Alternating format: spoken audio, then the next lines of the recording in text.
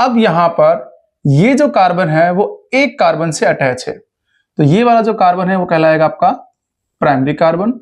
मगर ये वाला जो कार्बन है वो दो कार्बन से अटैच है, तो ये वाला जो कार्बन है वो कहलाएगा आपका सेकेंडरी कार्बन। तो यहां पर आप देख सकते हैं कि जो ये वाला जो कार्बन है वो तीन कार्बन से अटैच है, तो ये वाला जो कार्बन है वो कहलाएगा आपका टर्सरी कार्बन।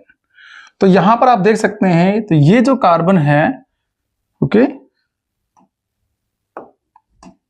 यहां पर ये जो कार्बन है वो चार कार्बन से डायरेक्टली अटैच है, तो इस कार्बन को हम क्या बोलेंगे बच्चों?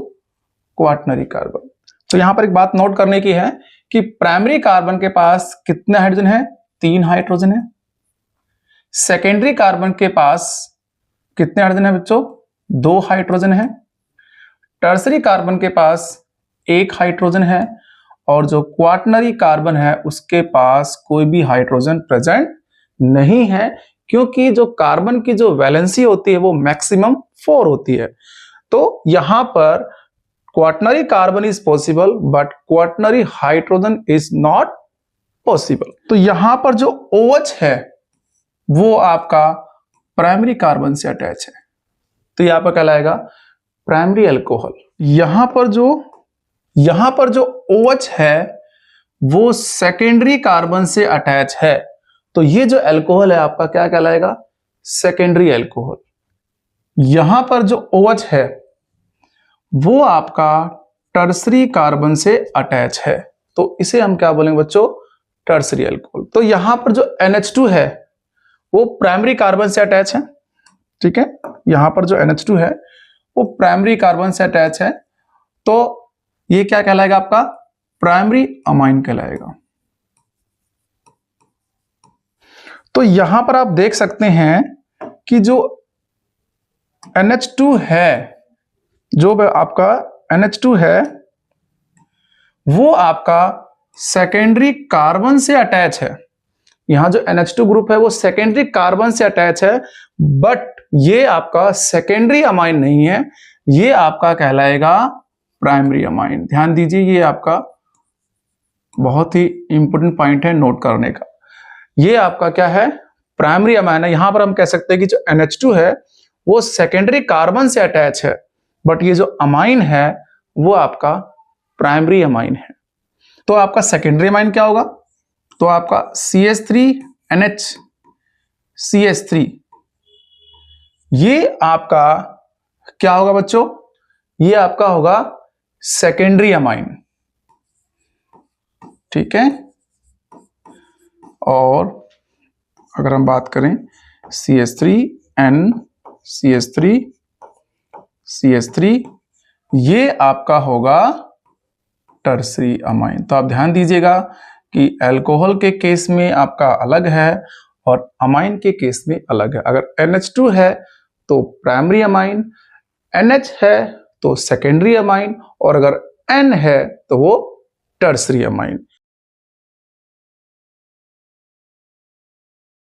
अगर कहीं भी अगर कार्बन के साथ अगर कोई भी डबल बॉन्ड या फिर ट्रिपल बॉन्ड प्रेजेंट नहीं है, अगर कोई भी डबल बॉन्ड या ट्रिपल बॉन्ड डायरेक्टली कार्बन से अटैच नहीं है, तो वहां पर जो कार्बन की जो हाइब्रिडाइजेशन होगी वो बच्चों क्या होगी? sp3 होगी। क्लियर हो सभी को?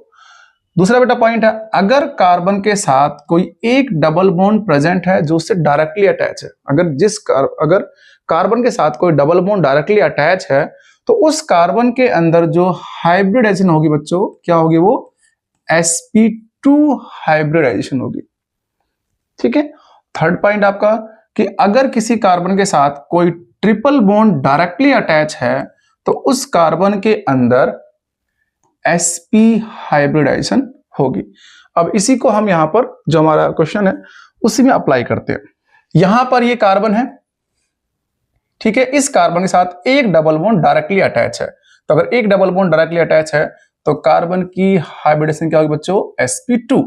उसी प्रकार से ये जो कार्बन इसके साथ भी ये डबल बॉन्ड डायरेक्टली अटैच है, तो ये कार्बन की भी क्या कहलाएगा बच्चों? sp2। अब ये देखिए यहाँ पर एक कार्बन है, ये बॉन्ड लाइन स्ट्रक्चर है, यहाँ पर एक कार्बन, यहाँ पर कोई डबल बॉन्ड ट्रिपल बॉन्ड नहीं है। इसका मतलब ये जो कार्बन है वो sp3 हाइब्रिडाइज है। ठीक है, बात करते हैं इस कार्बन की। तो यहाँ पर देखिए ये जो कार्बन है इससे डायरेक्टली आपका ट्रिपल बॉन्ड अटैच है, तो इसका मतलब ये जो कार्बन है ये sp हाइब्रिडाइज है। उसी प्रकार से ये वाला कार्बन भी क्या कहलाएगा बच्चों, sp हाइब्रिडाइज। ठीक है, अब यहाँ पर एक एग्जांपल और भी दिया हुआ है, देख सकते हैं यहाँ पर कोई भी डबल बॉन्ड नहीं है, तो ये क्या हो गया बच्चों, sp3। ये क्या हो गया बच्चों, sp3। अब इस कार्बन से डायरेक्टली डबल बॉन्ड अटैच है, तो ये क्या हो गया, sp2। सिमिलरली यहाँ भी डबल बॉन्ड डायरेक्टली अटैच है, तो ये क्या हो गया, sp2। यहाँ पर जो कार्बन है वो डायरेक्टली ट्रिपल बॉन्ड से अटैच है, तो यहाँ पर ये कार्बन क्या होगा, sp हाइब्रिडाइज, और यहाँ पर ये कार्बन क्या होगा, sp हाइब्रिडाइज। तो इस तरह से आप जो ऑर्गेनिक कंपाउंड्स है उसमें जो कार्बन है उसकी आप क्या निकाल सकते हैं, hybridisation. HC double bond O NH2। तो यहां पर देख सकते हैं ये कार्बन डायरेक्टली डबल बॉन्ड से अटैच है, तो यहां पर ये कार्बन क्या होगा, sp2 हाइब्रिडाइज। ठीक है, और अगर हम बात करते हैं CH3 C ट्रिपल बॉन्ड, ठीक है, तो यहां पर ये देखिए ये जो कार्बन है वो डायरेक्टली ट्रिपल बॉन्ड से अटैच है, तो इस कार्बन में क्या होगी बच्चों, हाइब्रिडाइजेशन sp।